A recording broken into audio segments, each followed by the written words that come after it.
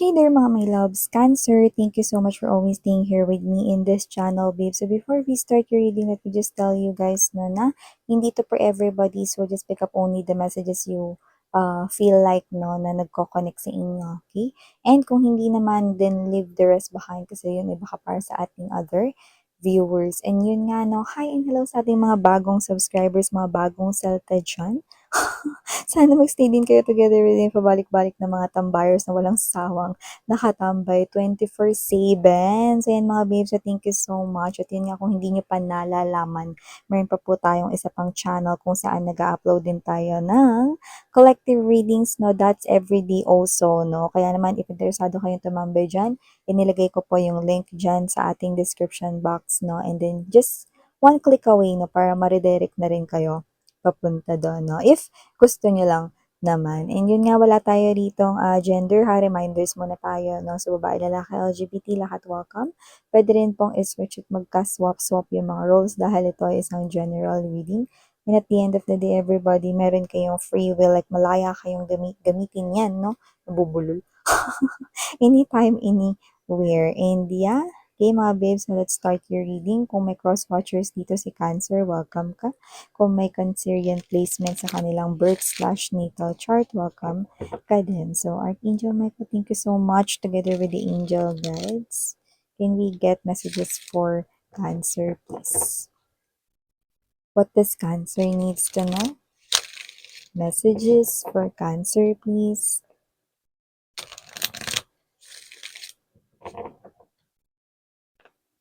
Can you please show me?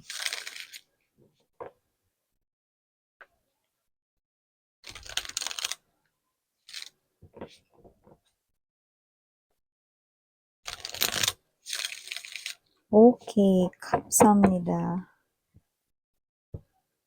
That's thank you in Korean in a polite way. Okay, so yeah, let's see. Cancer, you do have here 8 or the Strength card energy.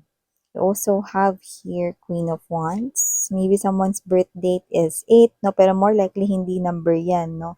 Na nakukuha ko dito. There's something to do with infinity, no?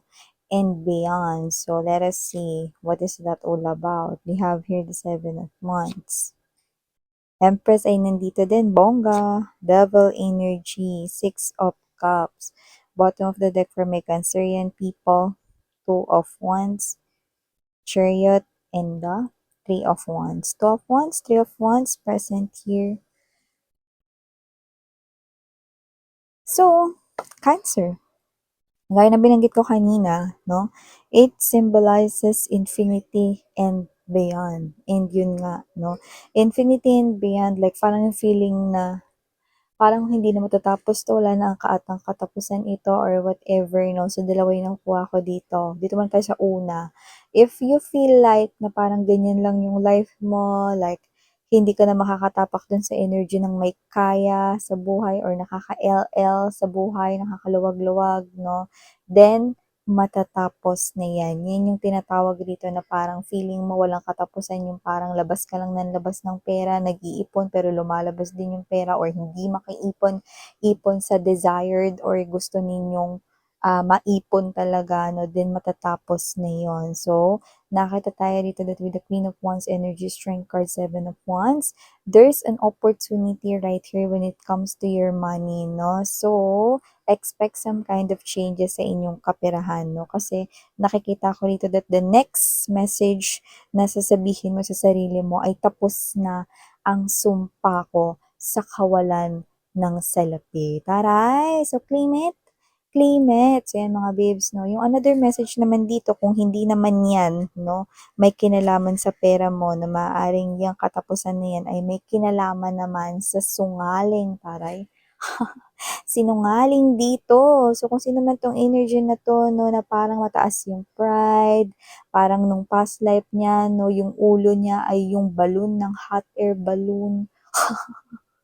Or yung ulo niya ay yung lobo, 'di ba? Yung mismong balloon, no?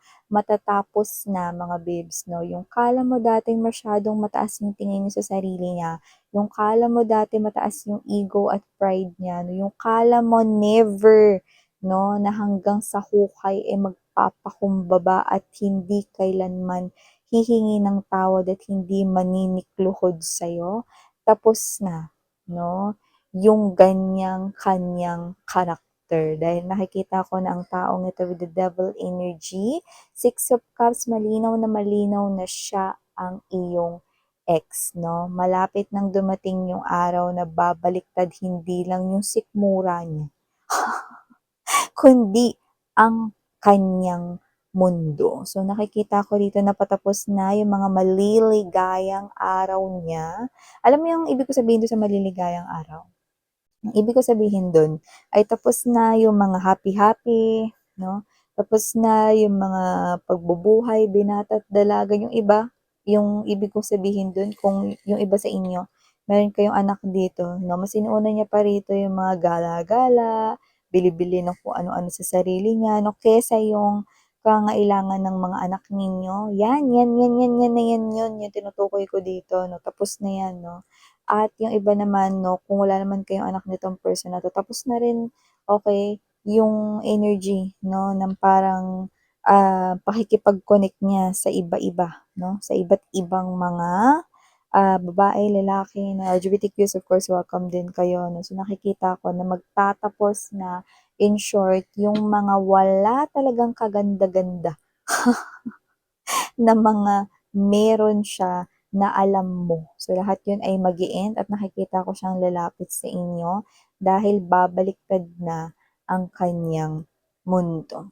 Ayan, no? So, in short, miss, yan, sinasabi mo ba sa akin dito na magmamakaawa siya rito, makipagbalikan sa akin? Yes, yung iba sa inyo. Ayan, no?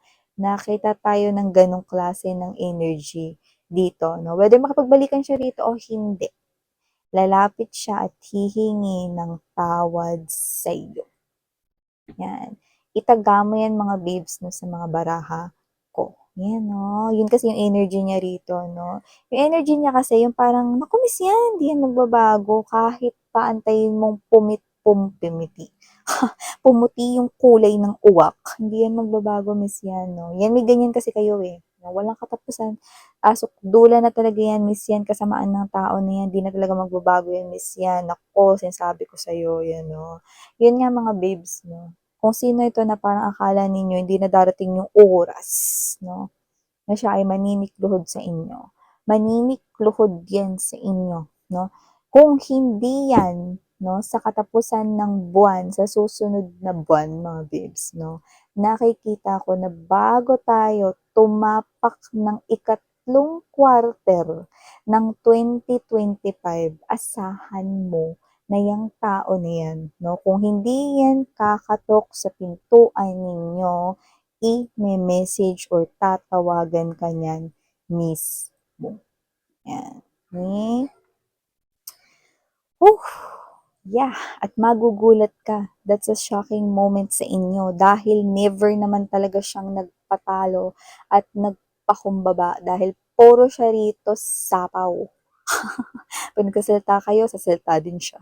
Sinasabihin niya yung sigaw niyo, wala na kayong naintindihan. So, ganun siya. Nakita ko kung gaano katigas yung bungo niya, pero lalapit yan sa inyo.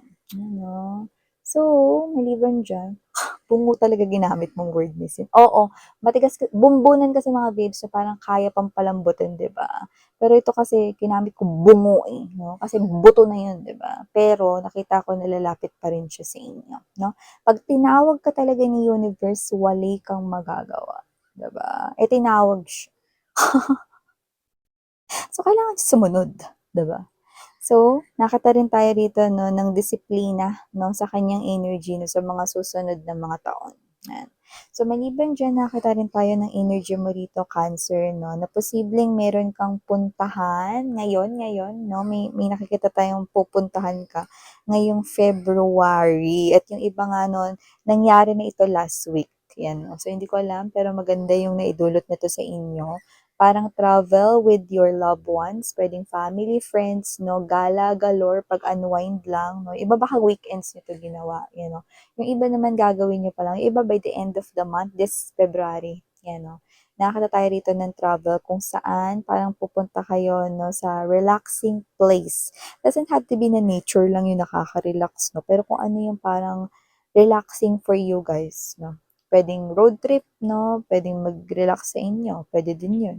Or pwede rin naman, no, na hindi naman kayo lalayo at pupuntang probinsya, no, pwede rin naman na gusto niyo lang uminom ng mainit na kape sa overlooking, 'di ba? Yung Antipolo, mga ganyan, 'di ba? Tagaytay, yung mga ano lang, malalapit lang, pwede naman yun. Basta nakikita ko dito na meron kayong plano na, alam mo yun, na wala mo nang iisiping trabaho, wala mo nang iisiping problema, happy-happy muna with friends or families. Yan, yung iba na balak mag-solo, no? Pwede rin yun. Basta nakita ko dito ng pag-alis sa inyo ngayong buwan ng February. Yan, no? 2025. Okay?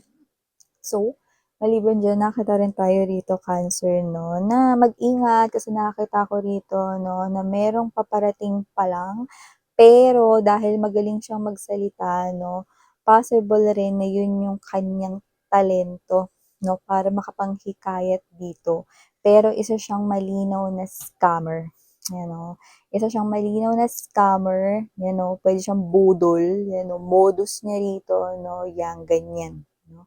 So, posibleng mahikayat kayo rito or posibleng meron siya ritong sabihin na may kinalaman sa paglago ng pera pero wag ka muna maglabas agad ng iyong kaperahan 'no, kasi yeah, friendly yung kanyang energy pero isa siyang manggagancho.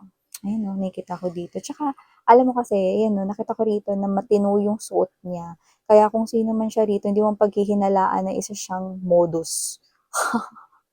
'Di ba? Minsan kasi dinadaanan nila sa ganyan, eh, 'no, yung ano, yung aurahan, yung mukhang yayamanin, 'no, yung mga mapuputi, puwedeng ganyan, o kaya yung mga may suot ng mga ano, jewelries na hindi mo talaga mapaghihinalaang walang-wala siya sa buhay, 'di ba?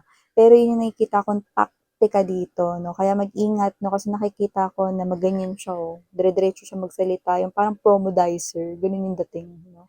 So, posibleng mahikayat kayo rito, pero hindi ko naman kayo nakikita na talagang iga-grab niyo kung ano man yung sasabihin niya rito 'no, kasi nakikita ko na matatalino rin kayo rito 'no, tsaka nakikita ko rin dito na smarte kayo pagdating sa paglalabas ng pera 'no. Yung iba, 'yan 'no, hindi naman sa lumalabas kayong kuripot dito.